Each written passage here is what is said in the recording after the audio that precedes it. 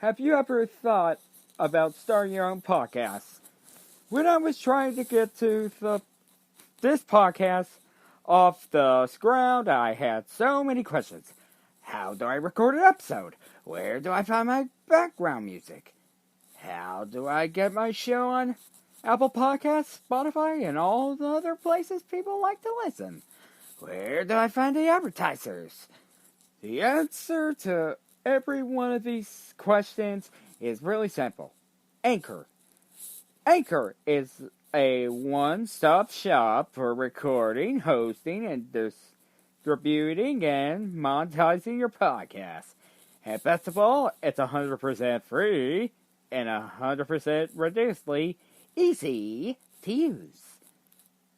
So, if you want to start a podcast, go to anchor.fm/start to join me and the diverse community of podcasters already using Anchor. That's anchor.fm/start. I can't wait to hear your podcast. Hey guys, and welcome to the bonus content of the Wednesday Awakens.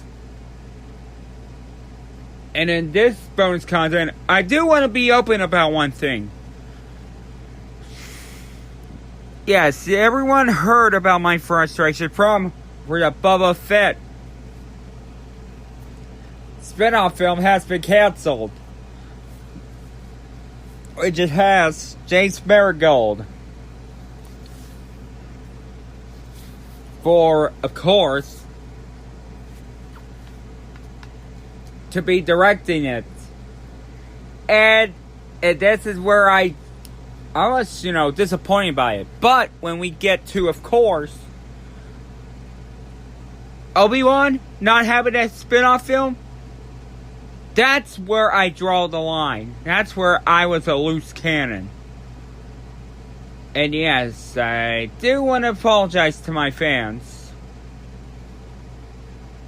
I do want to apologize to the listeners for hearing my frustrations. It's not towards you, it's towards Lucasfilm's decision to scrap those because of the idea of Solo happening. With a film I consider to be damn decent. I mean, sure it has its flaws, but it's damn decent in my opinion. Just, because, the Castle Run, Enfys Nest, and lots of Legends connection. Like I just want to watch the movies just for the story. No.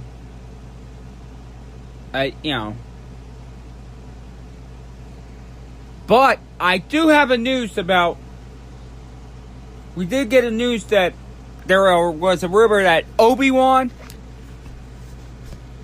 will be will be played by, once again, Ewan McGregor for the Disney Plus series. But then it's been confirmed. And to be honest, I am really, really glad. Because we need prequel characters. We need a content for prequel characters. I know he's the original since Star Wars. But he's been the main focus on the prequels. Obi-Wan, of how his apprentice, how Darth Vader had become his apprentice. And that's the thing I wanted to see. But although I know there's a lot of people who are not happy with it and lost faith in Star Wars because we asked obviously The Last Jedi and everything. And I understand that. And the identity politics ruined it. That's why I ignore it. Because unless it's SJW Watch, you can watch it. You can listen to SJW Watch. But however, I'm right now busy doing Geek News, and there's not going to be an episode this Friday because of D23. Because I had to cover D23. the live stream, the Legends, and of course the Disney Plus. I had to do the Disney Plus so I could check if there's a Mandalorian. If there's the Mandalorian on there, I will have to break the trailer down. But right now,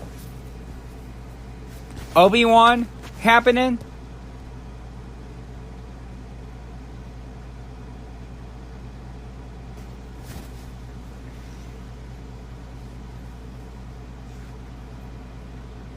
Yeah, like I say, of course.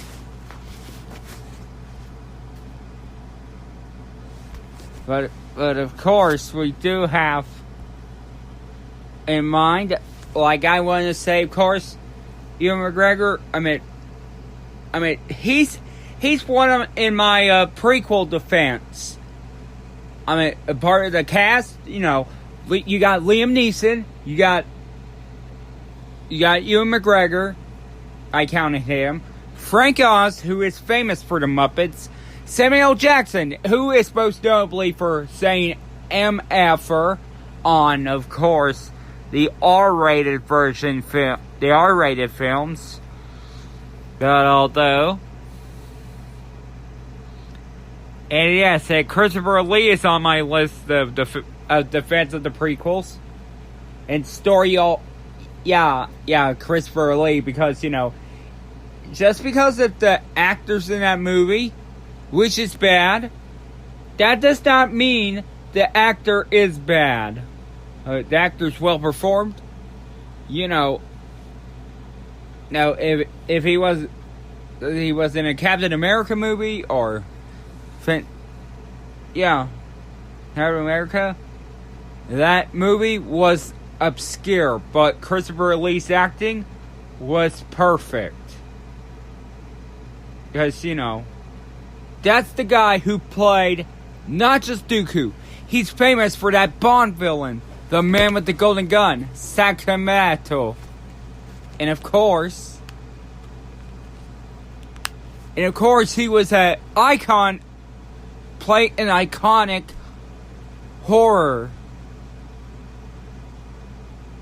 The horror icon. The Universal monster icon. Well, okay, he was in the Hammer one. He wasn't in Universal. He was in a Hammer version of Dracula, where he always has his greatest adversary, the late Peter Cushing, who is also Grand Moff Tarkin, the villain of Star Wars, playing the protagonist, the slayer of the adversary of Dracula, Van Helsing. And I enjoyed that movie. That movie with Peter Cushing and Christopher Lee. Yeah, is that one with the Dracula? Yeah, and I really enjoyed that movie. I know it's a horror movie and all, but come on, not just Christopher Lee that made Dracula great, and not just Peter Cushing that made Van Helsing great, but it was Universal themselves. The Universal makes a great, makes these monsters iconic. Dracula, Frankenstein's monster, the Bride of Frankenstein, Wolfman, and of course, the Invincible Man, the creature from the Black Lagoon. Everything,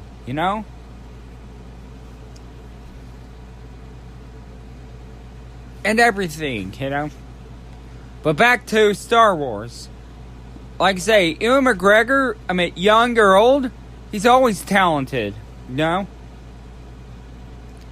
sure the dialogue, some dialogue are maybe bad, but him as Obi-Wan, no, Ewan McGregor's not bad as Obi-Wan. He fit the character well. even aged, he still performed well as Obi-Wan, you know? I mean, not flawless, but he performed well, you know? And his acting, you know? With emotion, even in Revenge of the Sith. But I can't wait to see him back as Obi-Wan for the Disney Plus series. Because, like I say, I don't care if it's a TV series or a movie. Just get Ewan McGregor back as Obi-Wan. That's what I wanted to see. Ewan McGregor return as Obi-Wan Kenobi. And I got it. I really got it. You know? Because I'm so excited for an Obi-Wan Disney Plus. But it has to be done right. We don't want any ideology. We just want it done right. Story, of course, character development, and flashback of Obi-Wan with Satine. That's what I wanted to see, of course. Well, okay, hold on. I got a list of stuff I wanted to see. The story do good of Obi-Wan's time in Tatooine during his exile. Like the aftermath of Order 66. And of course, I wanted to see a flashback sequence of Obi-Wan. Like either a youth, and of course, his time with Satine. And that's what I wanted to see, of course. You know, a secret of Obi-Wan falling, of course, disobeying the Jedi Order. He has disobeyed the Jedi Order. That's what I wanted to see. But, although, no. And I just want to say if Obi-Wan does have like a son or a daughter, like a love child of Satine, because Satine always just admitted her feelings to Obi-Wan when she died in his arms. Yes, and it was season 5, the last of the Cartoon Network, before Cartoon Network became under a Christina Miller regime. But like I say, I wanted to see if that's true, you know? And yes, in Satine, yes, it was a sad scene where he died in his arms. Sorry, where she died in his arms, confessing her love for Obi-Wan. Yeah. Sorry, when I meant it, that was, of course, Darth Maul from Rebels. But although I didn't say Maul deserved this death for making his life hell, but hey, they were even, you know? They were even. Just because, that was your enemy. Or you cannot. But although you may be old, but you still got the skills. And just like that, I will end this bonus content. And thank you everyone for listening to this bonus content. I'm going to be extremely busy with the news. Well, okay, I'm going to be busy this week, but I got just in time season 2 of course, we got season 2 of Geek City coming up in September. I just want to say thank you guys, and I will see you next time. And as always, may the Force be with you.